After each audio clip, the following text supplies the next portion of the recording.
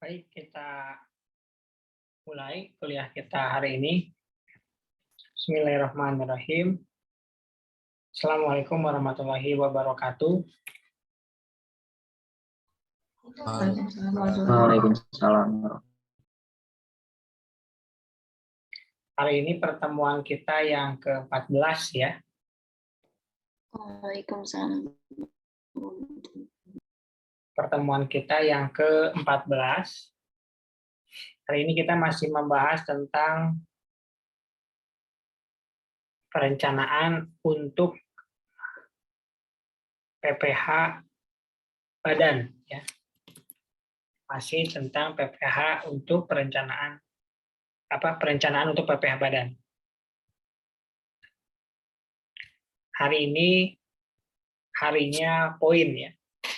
Jadi saya punya sekitar 30-an poin yang bisa didapatkan jika kalian bisa menjawab pertanyaan yang saya ajukan. Nah, ini untuk skor sementara ya. Kalian juga bisa dilihat di di nilai ya, di GCR-nya juga.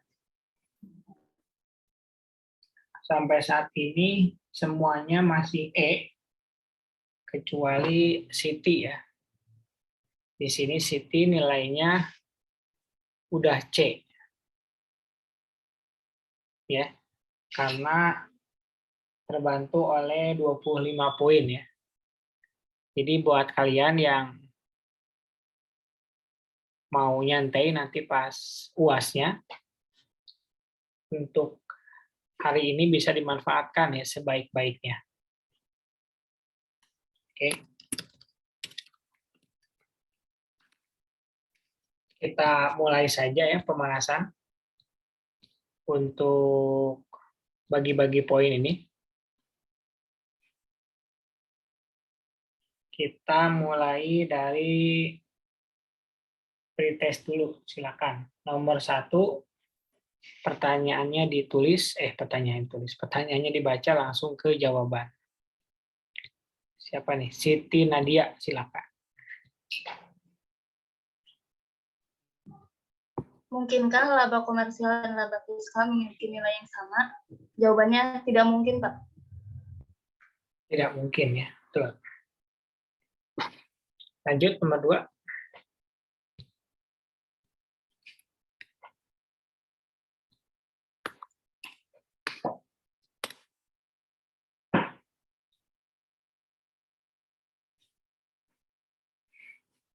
Nomor 2, silakan.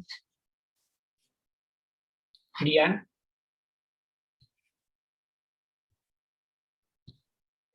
Biaya apa yang sudah pasti berbeda nilainya dengan fiskal? A. Biaya depresiasi.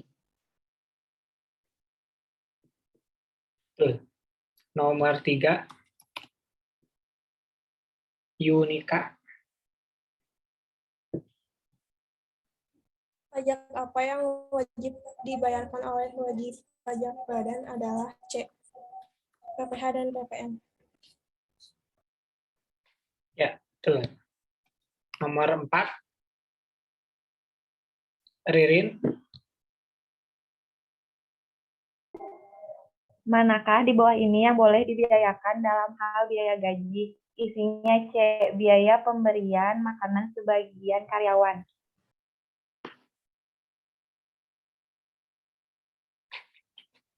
Salah ya. Bukan C. Manakah di bawah ini yang boleh dibiayakan?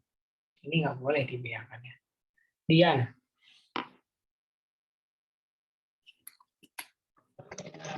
B. Pak. Biaya pengobatan karyawan.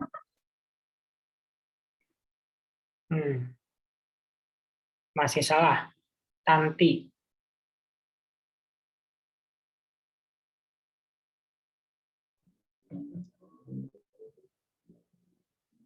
E, Pak.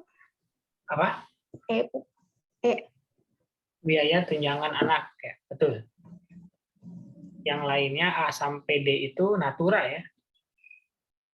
Adapun yang C yang boleh dibiayakan itu kalau semua, kalau sebagian nggak boleh. Ya. Lanjut nomor 5.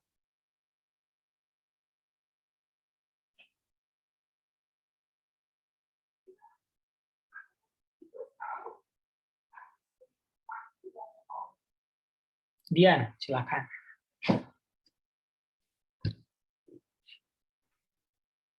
Apabila perusahaan ingin memberikan rumah kepada para karyawan dengan tujuan mengurangi laba, maka yang harus dilakukan perusahaan adalah B, Pak, memberikan tunjangan perumahan untuk karyawan. Ya, betul. Nah, sekarang kita lanjut ya ke soal berikutnya. Soal yang ke-1. Dasar hukum ya. Dasar hukumnya itu kan udah ada tuh. Tapi sekarang tuh ada yang terbaru gitu ya. Sekarang itu ada yang terbaru. Pertanyaannya, undang-undang apa itu? Yang terbaru yang keluarnya tahun 2021 ini ya. 2021 kemarin, sorry. Yang ada kaitannya dengan PPh Badan. Di sana dijelasin tentang perubahan-perubahan. Seperti perubahan tarif PPh orang pribadi. Gitu ya. Miranda, silakan. Undang-undang HPP bukan, Pak? Betul. Undang-undang HPP. Pertanyaan berikutnya. Undang-undang nomor berapa? Undang-undang HPP?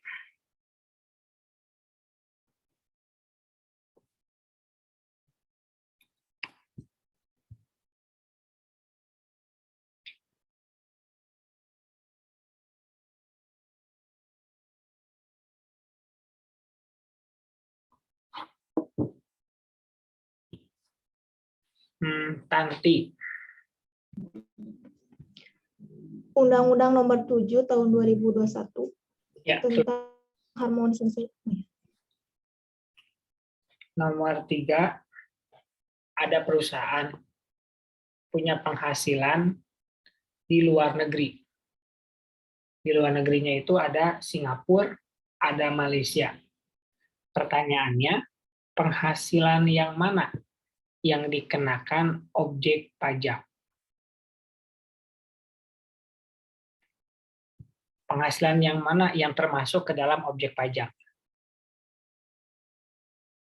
Jadi ada perusahaan Indonesia punya penghasilan di Indonesia udah pasti, tapi dia juga punya penghasilan di Malaysia sama Singapura. Nah, penghasilan yang dari negara mana yang termasuk ke dalam objek pajak penghasilan? Negara yang mana saja? Silakan.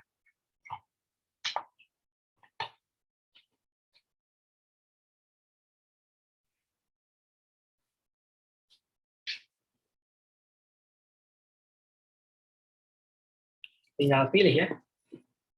Dewi, silakan. Semua negara, Pak. Indonesia, Malaysia, sama Singapura. Ya, betul. Pertanyaan berikutnya. Ya. Dalam segi perpajakan, apa yang membedakan WPOP dengan WP Badan?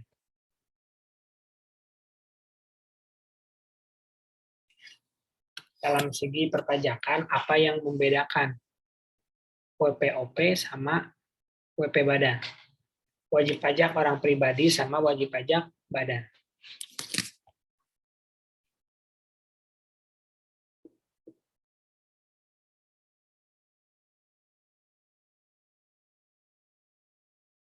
Apa ya yang membedakan? Ini di pretest ada ya tadi.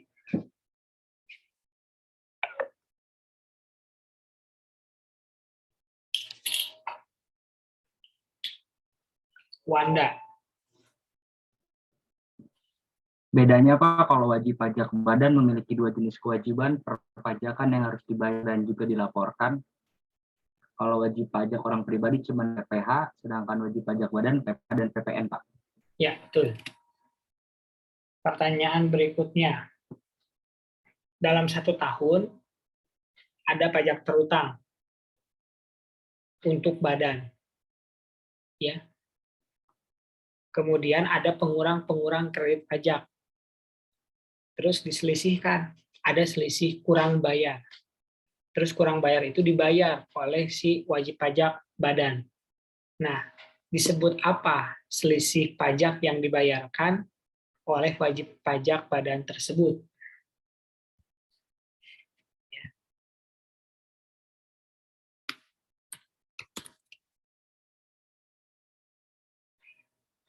Pajak apa?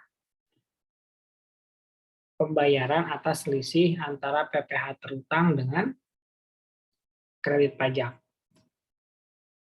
PPh yang mana gitu ya? Nanti. PPh 29 bukan? Ya, betul. Berikutnya, dividen. Kita ngomong dividen sekarang. Itu ada 2 kemungkinan dikenakan pajaknya. Ya. Pertanyaannya, pajak apa aja itu yang berhubungan dengan dividen?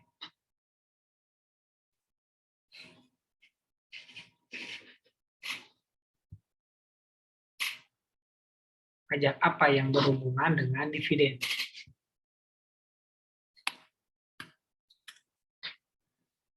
Kalau PPh yang mana gitu ya? Ada 2 tuh kemungkinannya, antara ini, PPh yang ini atau PPh yang itu. Nanti. PPh pasal 23 sama PPh final. Ya. Ya, betul. PPh 23 atau final 4 ayat 2. Berikutnya,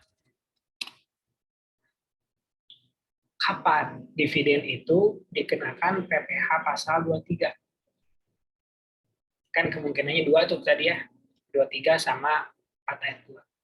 Pertanyaannya kapan untuk yang PPh 23? Kapan dikenakan? Kapan dividen ini dikenakan PPh pasal 23?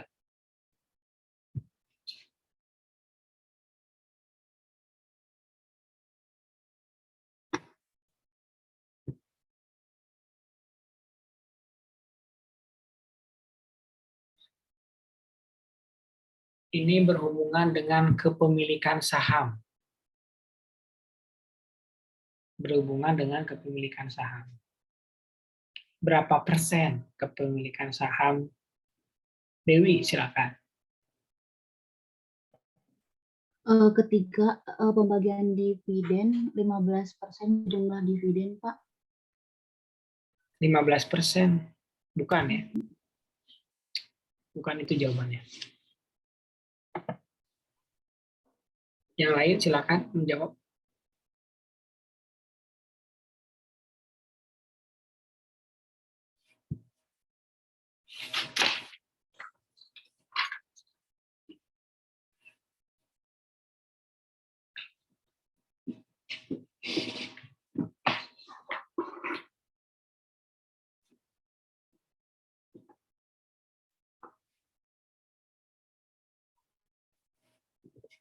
Ayo. Berhubungan dengan kepemilikan saham. Berapa persen minimal? Dian.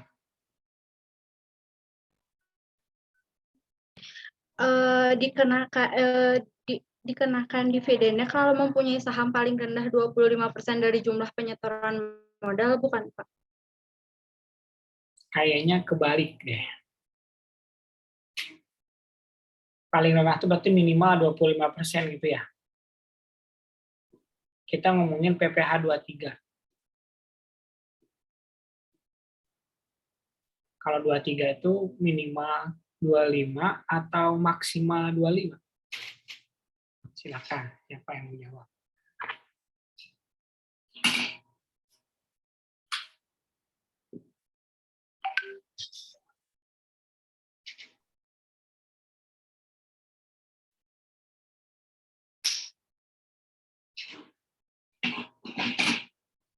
Dewi sama Dian kalau mau jawab boleh ya, tulis lagi namanya. Siti. Maksimal 25%, Pak. Ya, betul ya. Itu maksimal 25%. Itu baru kena PPh pasal 23. Berikutnya, kalau PPh 4 ayat 2, berapa persen? Dikenakan PPh final.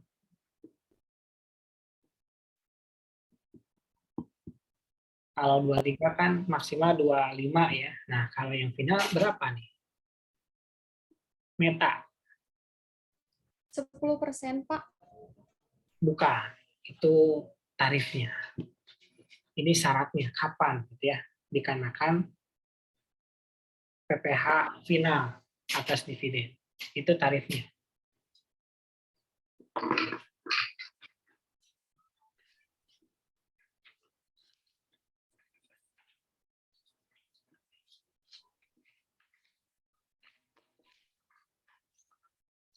Kebalikannya dari jawaban yang tadi ya sebenarnya kalau kalian nanti Kepemilikannya lebih dari 25%. ya betul ya, minimalnya 25. Kalau yang tadi maksimal. Pertanyaan berikutnya. Kita kenal ya dalam PPh pasal 21 itu penghasilan bruto pegawai. Nah, penghasilan bruto pegawai itu terdiri dari apa aja? Ada 3 ya. Apa aja tuh? Penghasilan bruto. Miranda. Gaji pokok, premi, sama tunjangan. Ya, betul.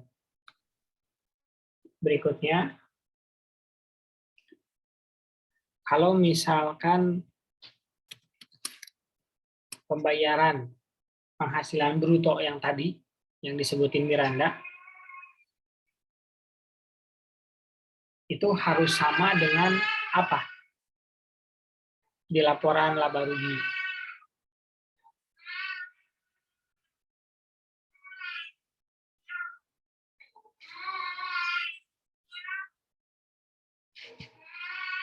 Miranda. Sama DPP, PPh 21. Bukan. Salah satu biaya, salah satu komponen biaya yang ada di laporan laba rugi. Suci. Pendapatan dan biaya, Pak. Bukan. Fadilah. Beban gaji dan upah, Pak. Ya, betul. Beban gaji dan upah. Berikutnya, besar mana laba fiskal dengan laba komersial? Kenapa bisa seperti itu?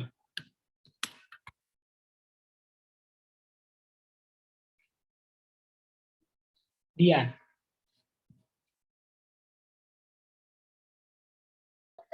Besar laba komersial, Pak, karena adanya perbedaan pengakuan pendapatan. Salah.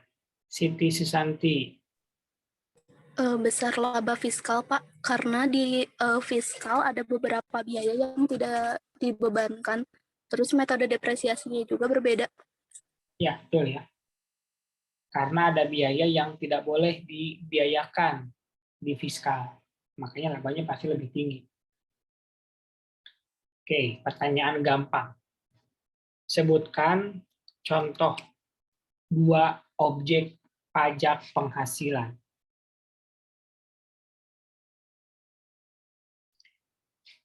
Sebutkan 2 contoh objek PPh.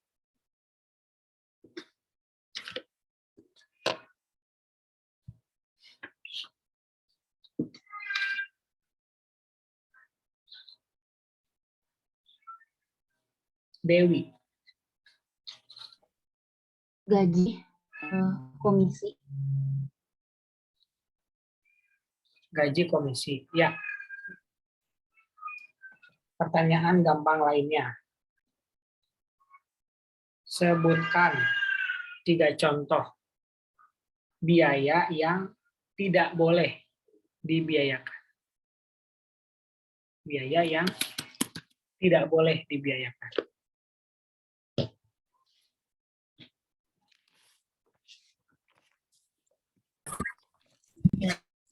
Contoh biaya yang tidak boleh dibiayakan.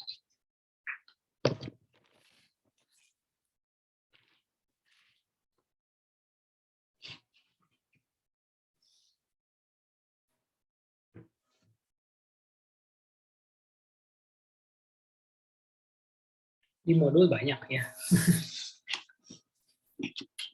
Contoh biaya yang tidak boleh. Dewi.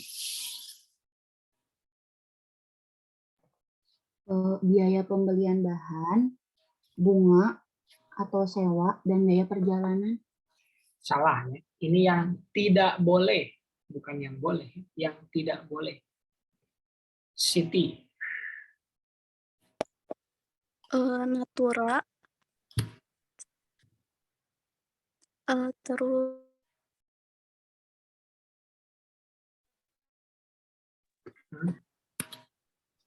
Apalagi? Kita lempar ke Tanti.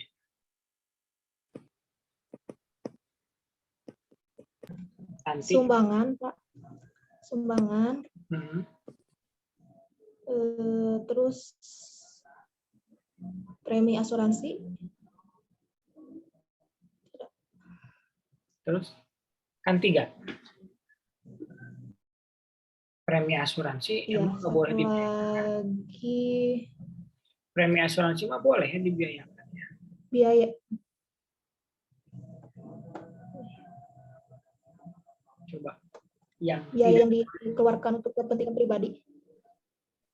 Coba ulangi. Satu apa? Sumbangan. Natura.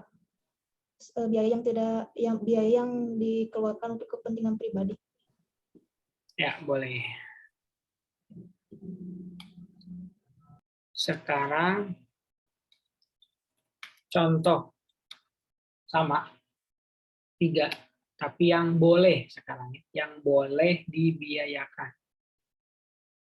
3 contoh biaya yang boleh dibiayakan.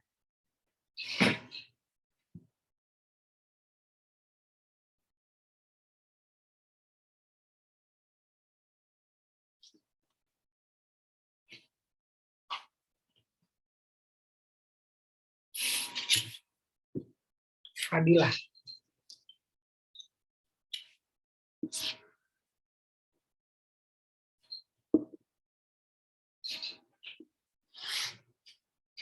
Silakan Fadilah. Yang boleh ya Pak, biaya perjalanan, biaya pengolahan limbah, biaya promosi dan penjualan. 1 apa? Biaya perjalanan, biaya pengolahan limbah, sama biaya pembelian bahan. Ya,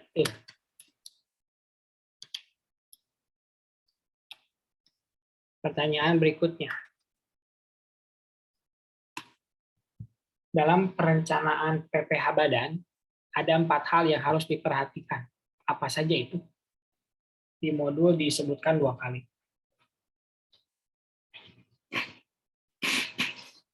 Dalam perencanaan PPH Badan, ada 4 hal yang harus diperhatikan.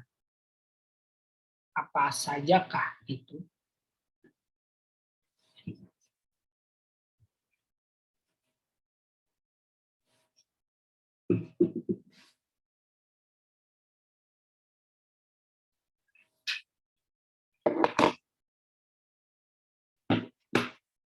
Rifki. Penghasilan yang menjadi objek pajak yang pertama, yang kedua penghasilan yang pajaknya dikenakan secara final, yang ketiga biaya yang boleh dikurangkan dari penghasilan bruto, yang keempat biaya yang tidak boleh dikurangkan dari penghasilan bruto. Ya, itu. Pertanyaan berikutnya. Dalam pajak itu dikenal dengan 2 dasar pembukuan, akrual sama Kas basis. Pertanyaannya, apa yang direkomendasikan untuk kita pilih agar pajaknya efisien? Apakah aktual atau kas? Kenapa?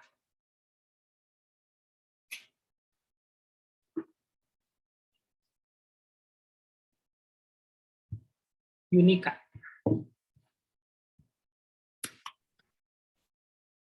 Memilih akrual Pak karena agar bisa mengakui biaya secepat mungkin. Ya, betul. Pertanyaan berikutnya, dalam hal pemberian kesejahteraan kepada karyawan, apa prinsip dalam pemberiannya? Gitu ya. Prinsip dalam pemberian kesejahteraan kepada karyawan, apa itu?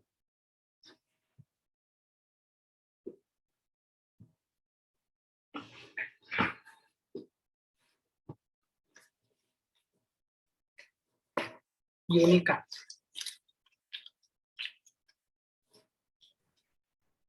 Prinsipnya adalah tidak boleh memberikan dalam bentuk natura karena tidak bisa dibiayakan. Ya, betul.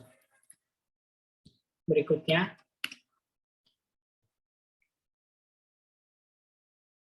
dalam hal pemberian dalam hal memberikan kesehatan, ya. Dalam hal memberikan kesejahteraan berupa kesehatan karyawan, apa yang direkomendasikan?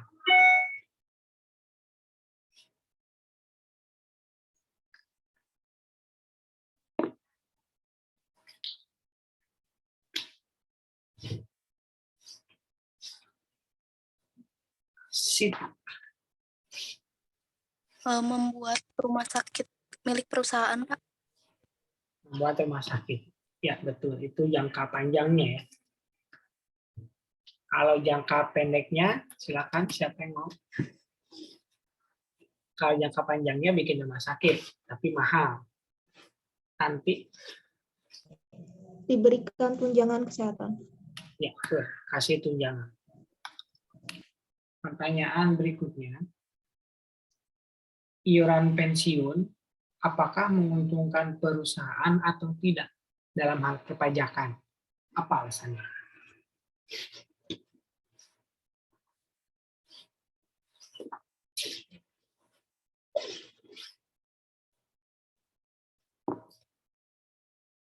Rifki. Menguntungkan Pak karena dapat dibiayakan.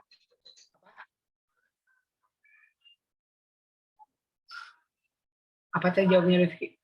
Ulangi. Menguntungkan Pak karena dapat dibiayakan. Oh, ya, betul.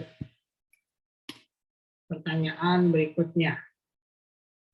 Kalau mau ngasih rumah perusahaan, kita rekomendasikan apa yang menguntungkan? Dewi. Memberikan tunjangan perumahan untuk karyawan. Memberikan Tunjangan perumahan untuk karyawan. tunjangan perumahan untuk karyawan. Ya. Itu. Lanjut. Dalam hal pemberian transportasi, mana yang direkomendasikan? Meta. Karyawan diberikan tunjangan transport. Ya, betul.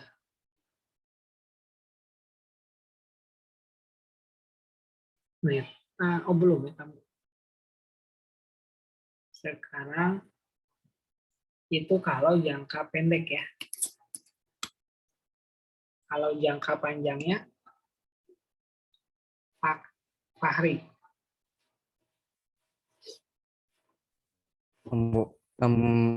Bikin alat transportasi Bikin bagi karyawan. Bikin alat transportasi bagi karyawan. Bikin apa beli? Beli, Pak. Beli ya. Kalau bikin, wah lila. Berikutnya, dalam hal seragam, apa rekomendasi kita?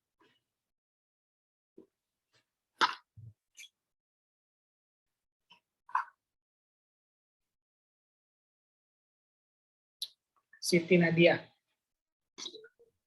Pemberian karyawan dalam bentuk natura, Pak, dan kenikmatan yang memberikan keharusan dalam rangka melaksanakan pekerjaan.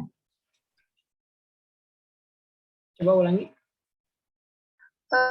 Pemberian karyawan dalam bentuk natura dan kenikmatan yang merupakan keharusan dalam rangka melaksanakan pekerjaan. Kenapa ya? Kayaknya kurang nyambung ya. Ini masalah seragam. Coba Tanti. Bentar. Siti Nadia, Dian ya, Dian dulu.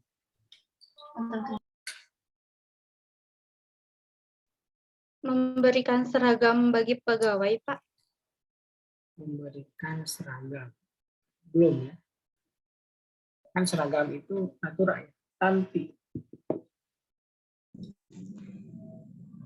Memberikan seragam kepada pegawai yang berhubungan dengan keamanan keselamatan kerja. Contohnya seperti satpam.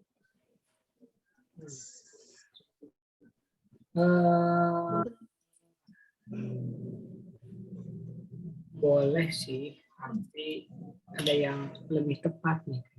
Kita ngasih apa harusnya dalam hal seragam? Oke, jawaban Tanti benar sih. Masukin ya. Sekarang Dewi, masih pertanyaan yang sama nih. Dewi Indriani. Apa sih memberikan kebebasan kepada karyawan untuk apa ya Pak, bebas gitu untuk seragamnya?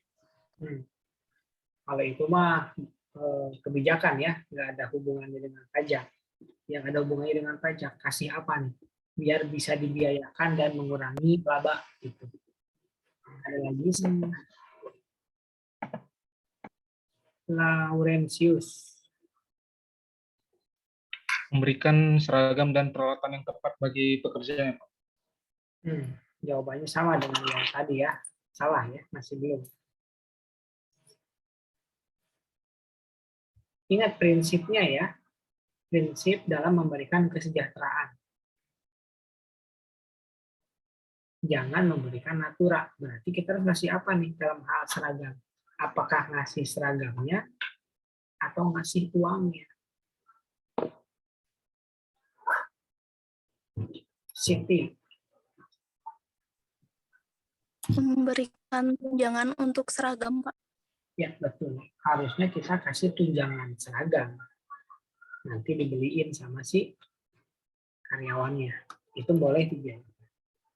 Kalau misalkan ngasihnya seragam, itu cuma boleh untuk yang berhubungan dengan K3.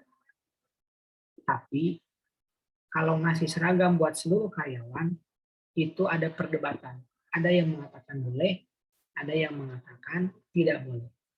Jadi harus konfirmasi dulu sebelum kita memutuskan mau ngasih seragam atau enggak. Ya. Berikutnya, kalau kita punya transaksi dengan withholding, apa yang kita sarankan?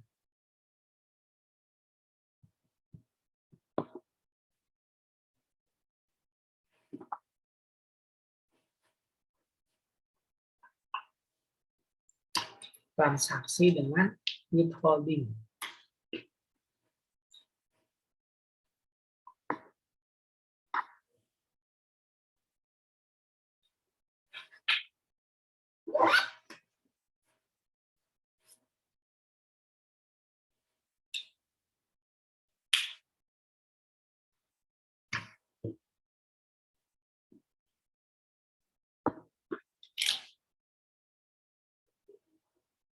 Siti.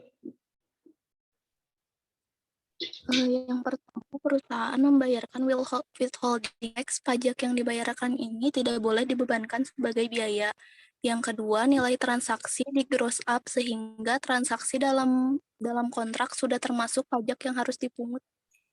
Itu alternatifnya. Pertanyaannya di antara dua itu pilih yang mana, gitu ya? Rekomendasinya. Nilai transaksinya di gross up, Pak. Apa? Di gross up ya, betul. Itu jawabannya. Berikutnya tentang kredit pajak. Apa saja kredit pajak yang boleh dikreditkan? yang mengurangi jumlah PPh terutama. Nanti.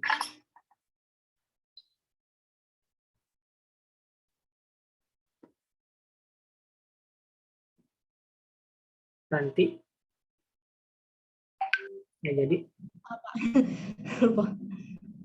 PPh atas pengalihan tanah dan bangunan bagi perusahaan yang tidak bergerak di bidang real estate, PPh pasal 22 impor, PPh pasal 2 atas pembelian BBM dari Pertamina untuk kesalahan penyalur, PPh fiskal luar negeri, PPh pasal 23 atas bunga dari non-bank, royalti, PPh pasal 24 yang dipotong di luar negeri. ya, betul ya. Kalau diringkas itu yang boleh dikreditkan itu pertama PPh pasal 22, kedua PPh pasal 23, ketiga PPh pasal 24, keempat PPh pasal 25, ya, sama PPh pasal 26. Jadi ada 5 ya, 22, 23, 24, 25, 26. Kalau PPh final tidak boleh dikreditkan karena udah final. Begitu. Berikutnya, apa tujuan mengubah angsuran PPh pasal 25? Apa tujuannya?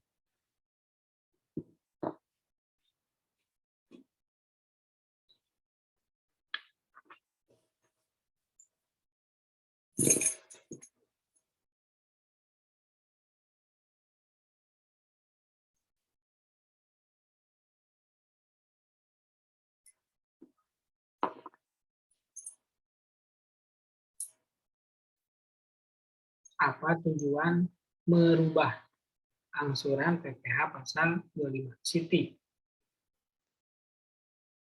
Untuk mengurangi kekhawatiran terjadi kelebihan pembayaran PPh pasal 25, Pak. Ya, betul. Agar tidak lebih bayar.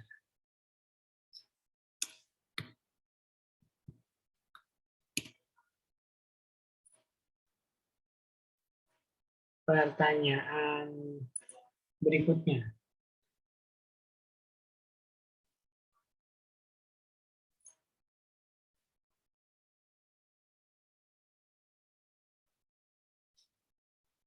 Oh, tapi di sini belum dibahas ya. Sudah. Kita tahan dulu ya. Kita lanjutkan dulu materinya. Tentang perencanaan untuk PPh badan.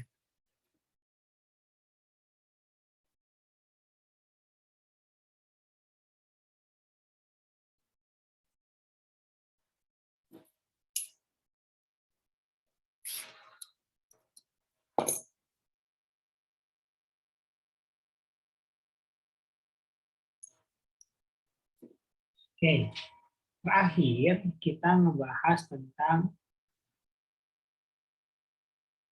nomor 10. Kalau kita mau ngasih bonus kepada karyawan, maka kita mending kasih uang saja yang masuk ke dalam biaya. Karena kalau dimasukin ke biaya, nanti masuk ke beban gaji dan upah, itu boleh dibiayakan. Jangan sampai masuknya ke laba ditahan. Kalau ngasih bonus,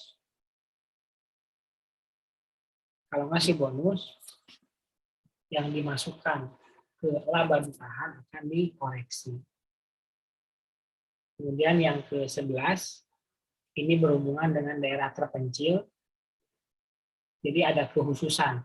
Kalau kita mau ngasih natura, boleh, asal di daerah terpencil.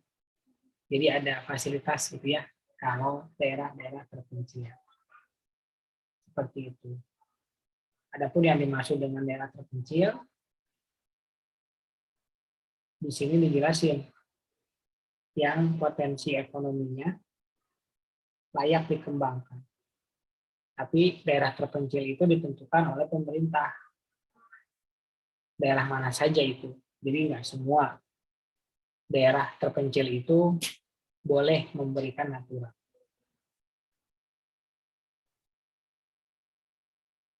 Nah ini yang ketiga ya, tentang yang withholding tax. Tadi ada berapa? Ada 2. Yang pertama kita bayarin pajaknya. Nah kalau ini rugi ya. Kenapa rugi? Berarti kita nambah beban. Kita harus bayar dia, kita juga harus bayar pajaknya. Makanya kita sarankan dengan menggunakan gross up. Tapi jangan lupa, kalau kita sudah memutuskan untuk gross up, dokumen-dokumen terkait juga harus dikondisikan. Dimulai dari kontraknya. Kontraknya juga harus gross up. Gitu ya. Jangan lupa invoice-nya juga harus yang udah di gross up. Gitu. Terus SP-nya juga harus yang udah di gross up. Jadi jangan sampai kelupaan. Seperti itu. Ya, seperti di sini ada contoh untuk ruko. Selama 2 tahun. Harusnya bayarnya 100 juta. Tapi si yang punya toko itu nggak mau kalau dipotong pajak 2%. 10%. Sorry. Makanya, biar kita juga nggak bayarin pajaknya si pemilik gudang, ya udah kita markup aja atau gross up aja. Nah, begitu ya caranya. Terus yang keempat, mengoptimalkan kredit pajak. Yang namanya kredit pajak itu ya seperti voucher. Kalau di marketplace kan suka voucher ya. Ada voucher gratis ongkir, ada cashback 30% dan lain-lain. Yang intinya adalah mengurangi yang harus kita bayar. Sama dalam pajak juga. Pokoknya semua transaksi yang ada pajaknya yang boleh dikreditkan yang ada 5 tadi, 22, 23, 24, 25, 26 itu harus kita kreditkan. Jangan sampai meskipun nilainya kecil, malas nilainya kecil, nagih-nagih dokumen atau bukti potong gitu ya. Jangan gitu ya. Lakukan saja tagihan untuk minta bukti potong biar bisa dikreditkan. Kemudian yang kelima, melakukan pengajuan perubahan angsuran. Ya. Ini tujuannya adalah untuk menghindari lebih bayar. Emang kalau lebih bayar gimana? Ya kalau lebih bayar jadinya diperiksa gitu ya. Seperti di sini contoh gitu ya. PPh 25-nya angsurannya angsuran per bulan misalkan 10 juta. Gitu ya. Ternyata PPh terutangnya itu 100 juta.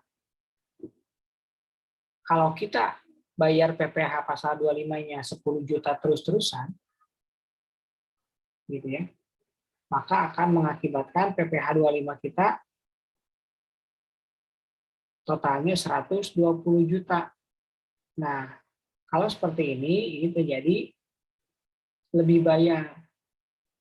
Ada kemungkinan diperiksa. Makanya nanti di bulan April kita bisa melakukan pengajuan permohonan surat penurunan angsuran yang asalnya 10 juta per bulan ya. Bulan April, jadi Januari sampai Maret itu 10 juta. Ya, 10, 20, 30 berarti totalnya 30 juta ya. Kemudian dari April sampai Desember itu kita turunin jadi 5 juta. Nah, berarti kan totalnya berapa? 30 juta ditambah April sampai Desember. April, Mei, Juni, Juli, Agustus, September, Oktober, November, Desember ya. 9 kali 5.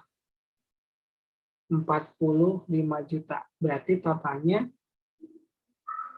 75 juta. Nah, gitu ya. Jadi kondisinya gimana? PP terutangnya 100 juta, yang sudah dibayar 75 juta. Jadi kurang bayar.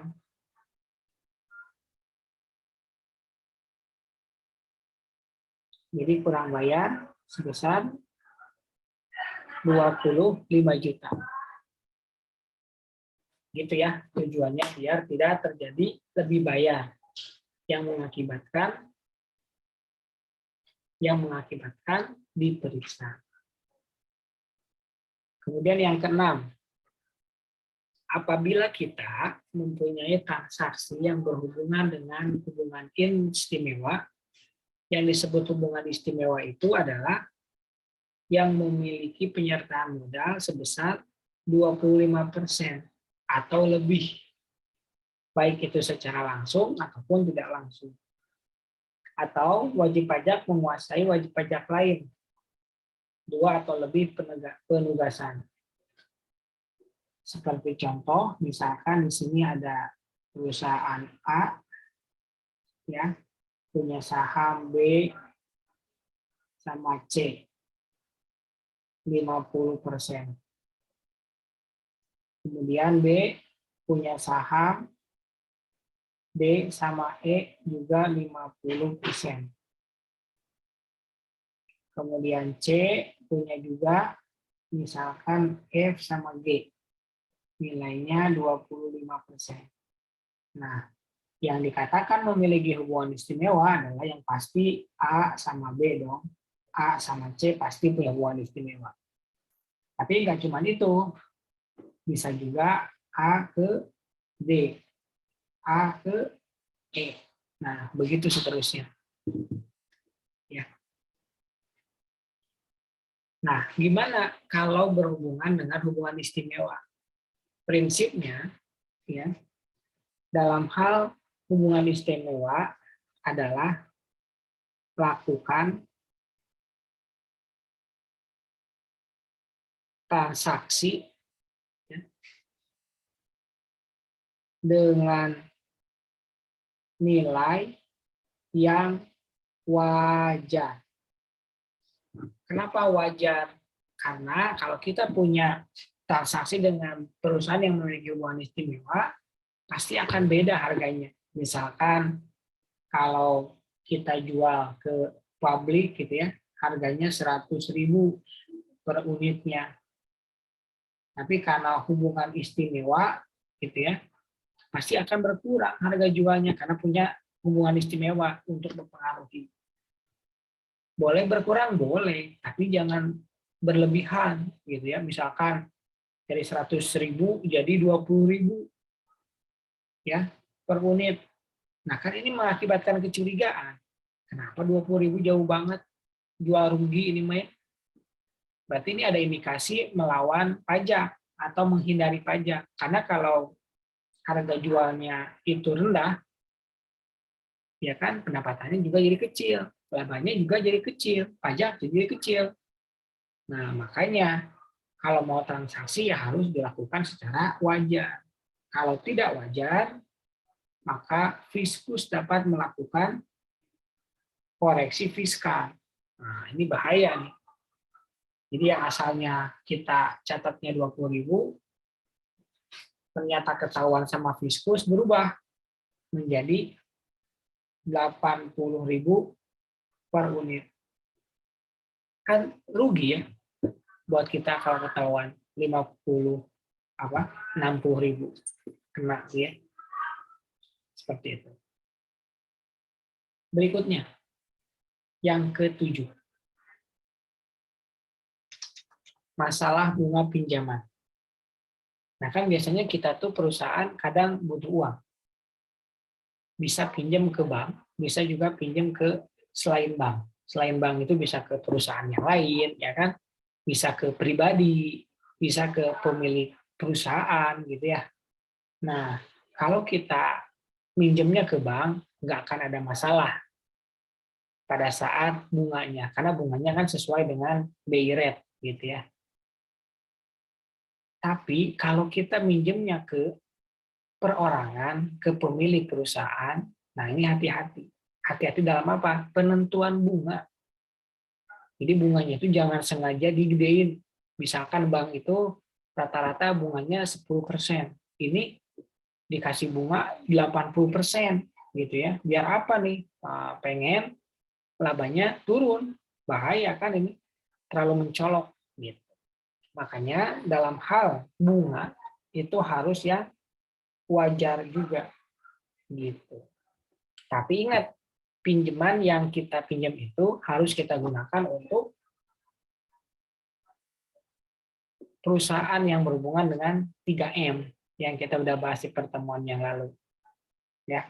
Jadi prinsipnya pada saat kita pinjam,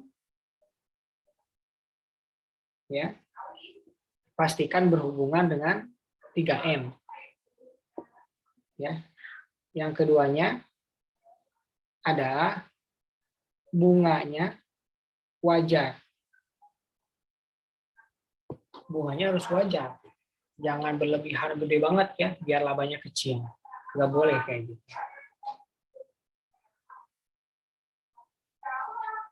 Kemudian yang ke-8, melakukan analisa koreksi fiskal. Jadi kalau kita mau hitung berapa pajak yang harus kita bayar, kita harus menggunakan laba fiskal. Nah, laba fiskal ini didapatkan dari koreksi fiskal. Jadi koreksi fiskal itu kita harus lakukan dulu sama kita sendiri, baru nanti diperiksa oleh pajak. Yang bagus itu adalah yang sama antara yang kita hitung sebagai wajib pajak dan yang diperiksa oleh Fiskus. Atau minimal deh, kalau nggak sama persis, mendekati, gitu ya. Mendekati. Contohnya seperti gini, gitu ya. Kita punya laba komersial, misalkan 140 juta. Ya. Kemudian kita lakukan koreksi fiskal, kita dapat laba fiskal. Tapi versinya, versi kita ya, versi wajib pajak. Ternyata 180 juta versi kita. Nah,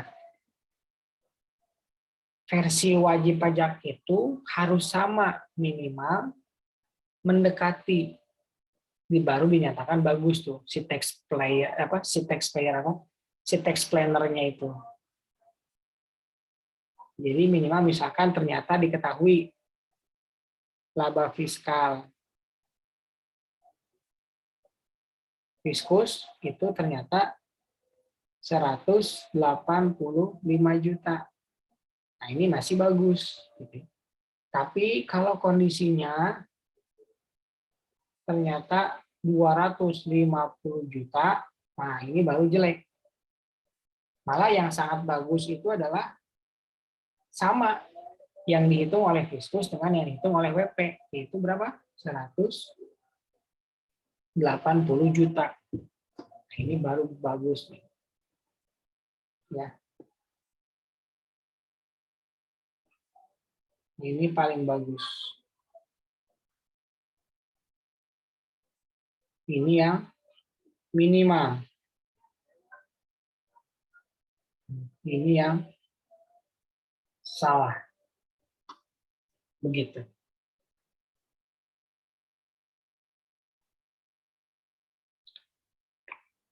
Nah, untuk koreksi fiskal, ini kalian udah pelajari di pajak 2 ya. Tapi kita akan review lagi sedikit tentang koreksi fiskal. Jadi di dalam koreksi fiskal itu kita akan melakukan yang namanya koreksi agar bisa mendapatkan laba fiskal. Koreksi itu dibagi menjadi dua. Yang pertama koreksinya koreksi positif. Yang kedua koreksinya koreksi negatif. Ya. Kalau koreksi positif itu nanti akan menambah pajak terutang. Itu koreksi positif. Kalau koreksi negatif sebaliknya mengurang pajak terutang, ya. Yang satu menambah, yang satunya lagi mengurang. Kemudian kalau kita ngomongin koreksi positif yang ada di pendapatan, maka ini akan menambah. Sebaliknya, kalau dalam biaya, itu koreksi positif itu nanti mengurang. Seperti itu. Nah, kalau di koreksi negatif ya sebaliknya. Koreksi negatif di pendapatan itu adalah mengurang. Adapun untuk biaya itu yang positif atau yang menambah. Seperti itu.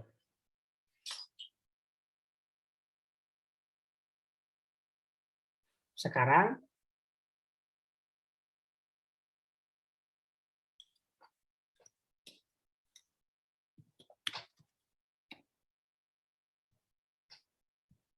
silakan ya. Kalian coba tebak.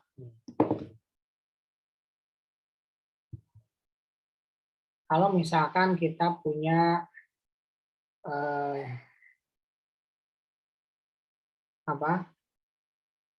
pendapatan.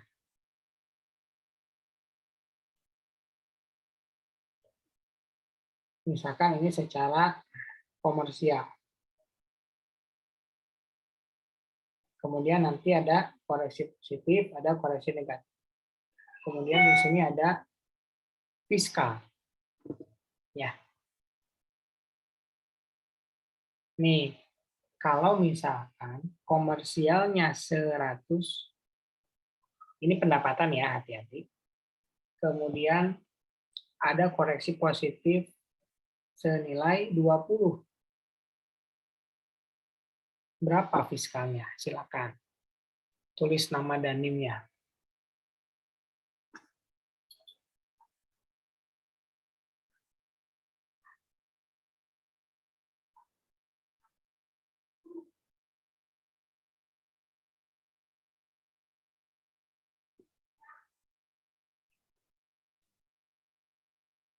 Santi.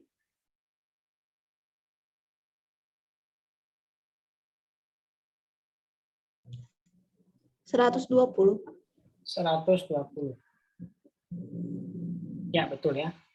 Kenapa ditambah? Karena pendapatan. Karena pendapatannya. Nah, sekarang kita lanjut. Masih pendapatan, komersialnya 100. Ya. Kemudian koreksi negatif 10. Berapa fiskalnya? Ririn.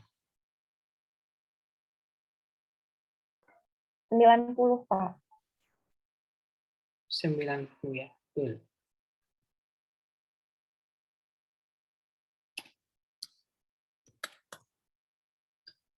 Serap 90. Kemudian masih pendapatan. Komersialnya 100. Nah, ini fiskalnya ketahuan 110.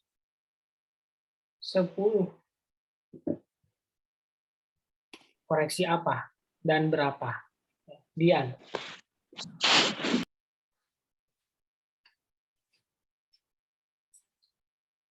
Ada Koreksi positif, Pak, 10. koreksi positif 10. Ya, tuh. Sekarang biaya nih. Kita ngomongin biaya.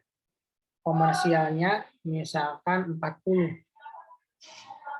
Ya, fiskalnya 45. Koreksi apa dan berapa? Siti Nadia. Negatif, Pak. Berapa? Sebesar 5, Pak. Negatif 5. Ini positif 10. Siti Nadia. Harus saya tulis dulu ya, takut lupa.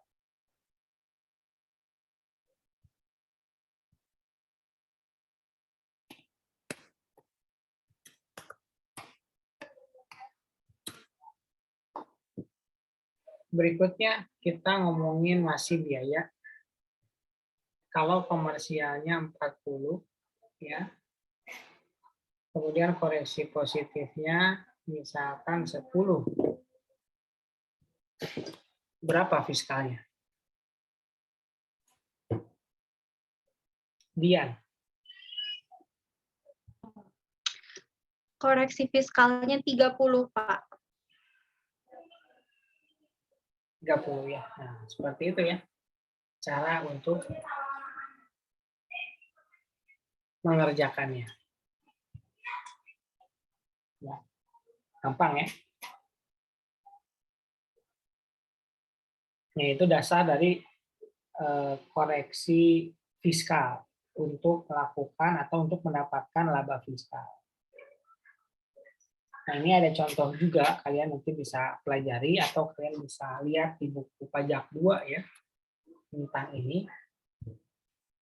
Kenapa? Karena ini udah dibahas di pajak 2 mungkin 2 atau 3 pertemuan ya. Atau kalian kalau misalkan mau juga, dan saya juga ngajar pajak 2 yang saat ini masih ngebahas tentang rekonsiliasi fiskal. Nah, sekarang kita coba. Nah, di sini ya, ada kasus nama perusahaannya PT Hananiah ya. Di sini ada laba ruginya yang nanti kalian harus direkon. Adapun untuk keterangannya,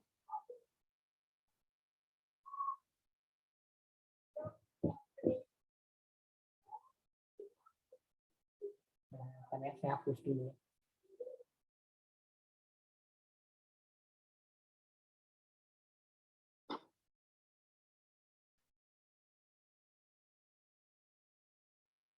Adapun informasinya adalah sebagai berikut. Nah, kalian nggak usah nyari fiskalnya, karena kan tadi udah ya. Nah, sekarang kalian coba dikerjakan siapa yang mau, yang huruf A ya. Koreksinya itu koreksi apa? Positif atau negatif? Terus berapa koreksinya? Silakan. Yang A dulu deh.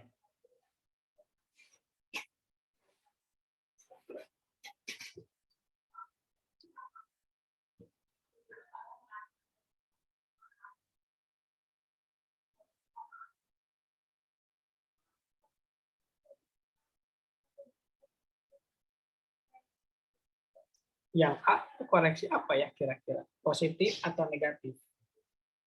Tanti. Positif, Pak. Sebesar 25 juta. Kenapa? Karena pendapatan, Pak, penjualan.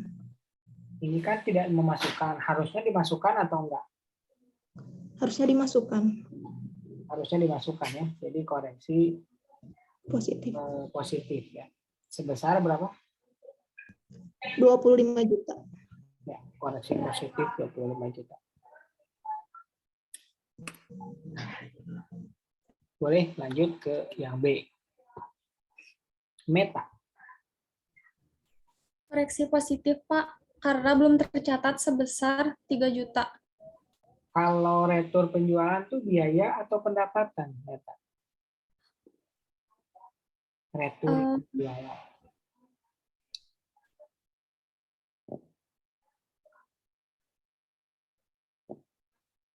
Retur itu menambah laba atau mengurang laba?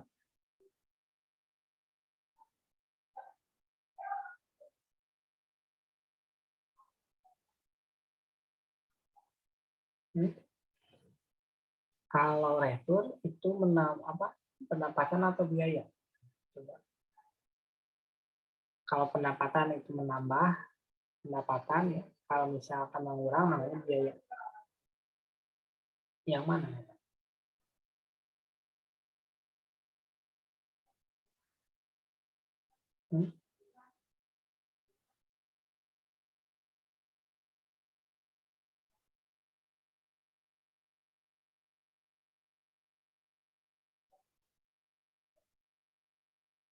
Apa jawabannya?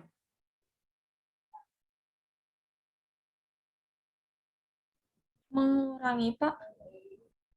Mengurangi. Kalau mengurangi pendapatan atau biaya?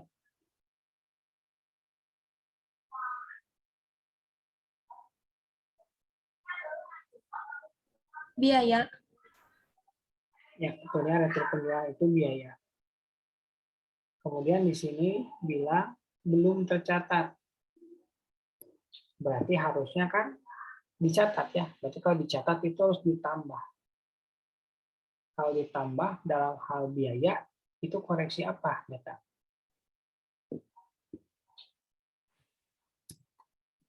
Positif, Pak. Coba. Kalau ditambah dalam hal biaya, itu koreksi positif atau negatif? Negatif, Pak. Negatif ya. Jadi ini koreksi apa?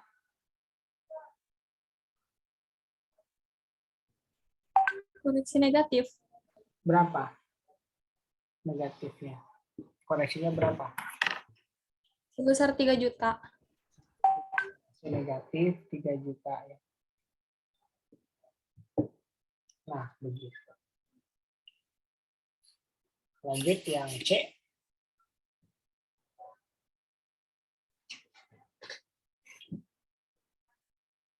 Tanti.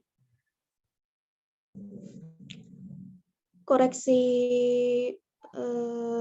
negatif, Pak. Koreksi negatif. Menambah beban potongan penjual biaya. Ini kan potongan penjualan ya. Kalau potongan penjualan itu termasuk ke pendapatan atau biaya? Biaya. Potongan penjualan biaya ya. Biaya. Nah, sekarang kesalahan hitung nih masalahnya. Kalau salah itu berarti kurang catat atau lebih catat.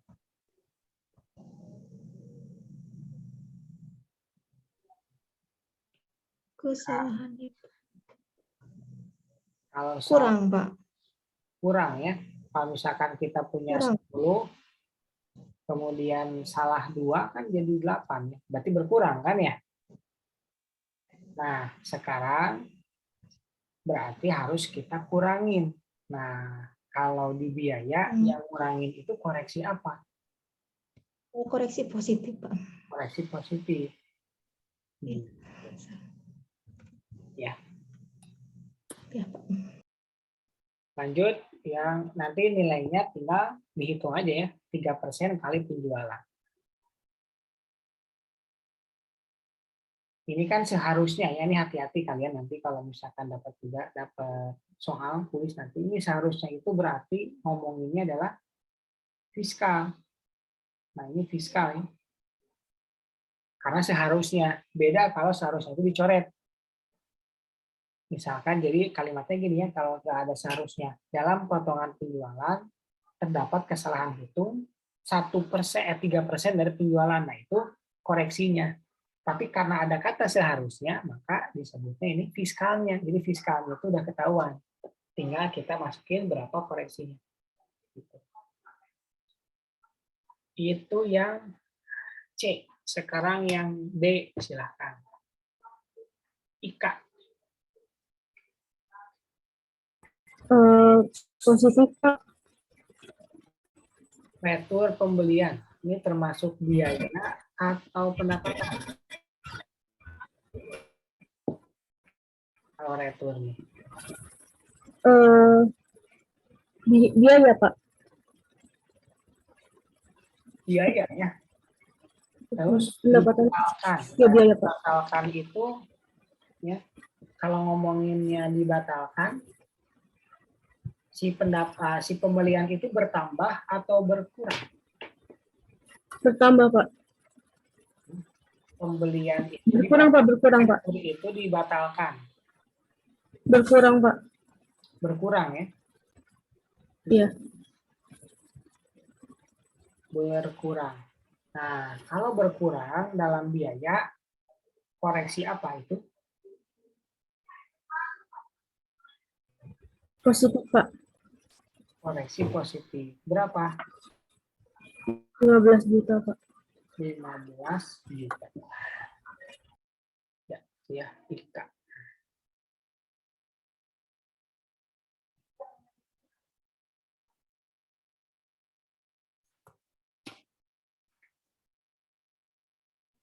Lanjut yang E.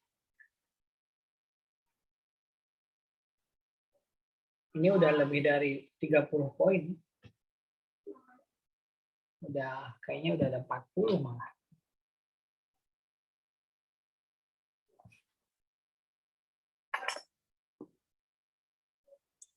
Yang tidak boleh dibiayakan itu yang natura ya. Tanti silakan. Koreksi positif, Pak. Yang parsial itu dalam bentuk natura. Yang parsial. Yang parsial itu berapa? Yang parsial berapa? 25 juta ya? Iya. Ada lagi nggak yang dikoreksi selain parsial?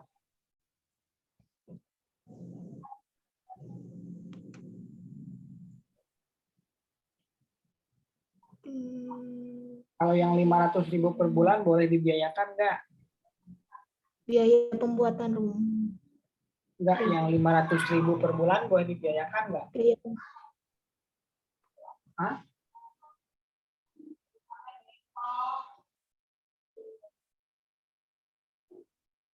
Tunjangan kesehatan boleh dibiayakan nggak? Hah? Tunjangan kesehatan. Boleh ya.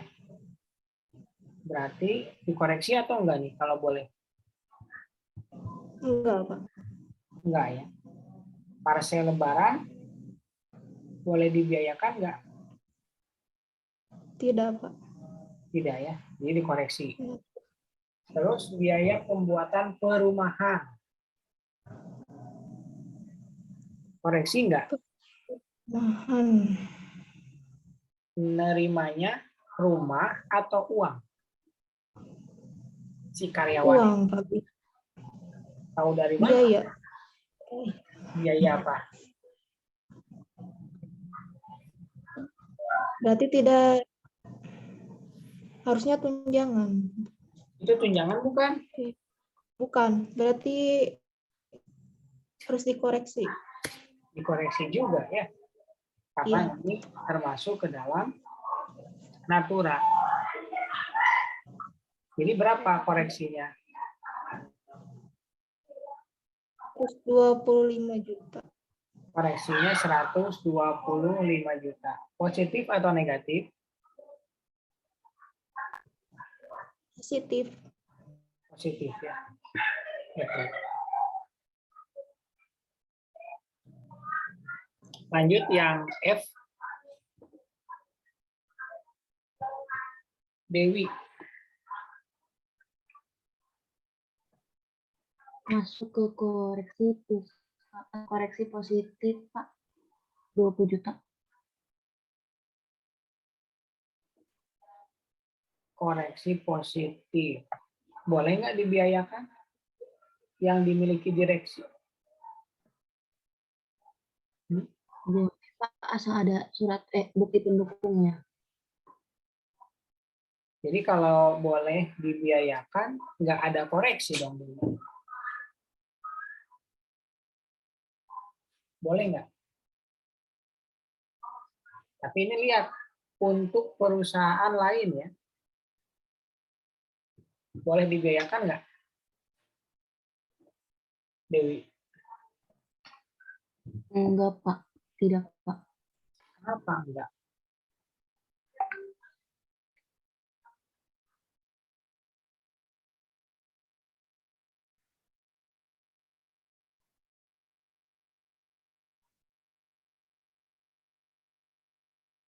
Kenapa enggak?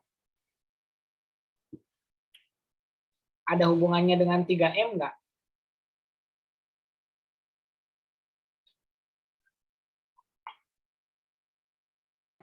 Tiga apa, Pak? Ada hubungannya dengan 3M enggak?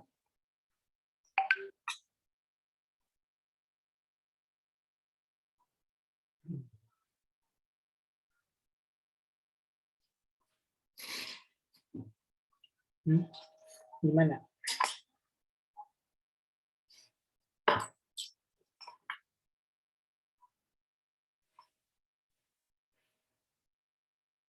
Menyerah?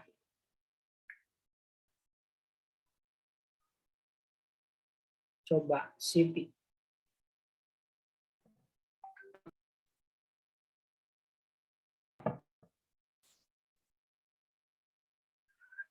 Pak, izin menjawab boleh? Silakan, Dewi. Bisa, Pak, karena termasuk 3M yang mendapatkan. Terus? Coba dibaca lagi ya. Alat tulis dan biaya kantor setengahnya merupakan untuk perusahaan lain. Kenapa nggak boleh dibiayakan?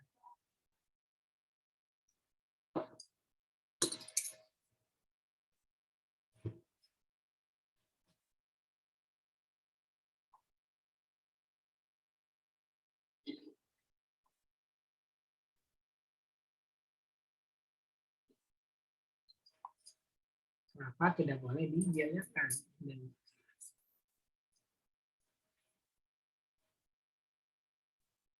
Boleh nggak mengakui biaya orang lain ke biaya kita?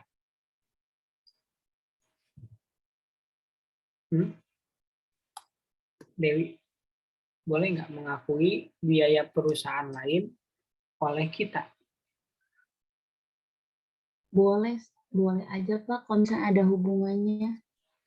Ya misalkan gini, yang beli pulsa orang lain, buat HP orang lain, kamu ngakuin itu pengeluaran kamu, boleh nggak? Enggak sih, Pak. Ya enggak dong. Jadi kenapa dikoreksi? Karena itu biaya orang lain, ya. Itu biaya orang lain. Jangan diakui sebagai biaya kita, ya. Jaka sembung ya rumah tangga kita ya biaya kita. Gitu. Yang lain nggak usah ikut, gitu ya. Nah itu. Jadi ini dikoreksi positif setengahnya, ya. Seperti itu. Nah nanti kalian kalau misalkan mau lebih lanjut jawabannya ada di video saya tentang rekonsiliasi fiskal di kelas pajak 2. Atau nanti kalian juga bisa lihat-lihat lagi di bukunya Siti Resmi, ya. Atau lihat lagi catatan untuk yang pajak 2 dulu. Nah, begitu ya. Jadi hari ini banyak banget yang dapat poinnya. Ini Tanti lagi on fire ya. Dia dapat 13. Nah, minggu depan kalian nanti kuis ya. Kuis ada 3 materinya biar sambil belajar untuk UAS ya sedikit-sedikit. Pertama tentang PPN, perencanaan PPN. Yang kedua tentang evaluasi aset, yang ketiga tentang ini PP badan. Nah, PP badannya itu rekon fiskal biasanya yang kita keluarin. Jadi nanti kalian pelajari lagi nih rekonsiliasi fiskal waktu kalian belajar dulu di pajak 2. Oke. Nah, mungkin seperti itu dulu ya, karena waktunya udah mau habis, kalian juga mungkin harus istirahat dulu ya sebentar, 5 menit untuk ke kelas berikutnya. Saya cukupkan sekian. Atau mungkin ada yang mau tanya dulu, boleh? Kalau mau. Oke, ada kan ya? Terima kasih semuanya. Sampai ketemu minggu depan. Saya tutup. Assalamualaikum warahmatullahi wabarakatuh. Waalaikumsalam. Waalaikumsalam warahmatullahi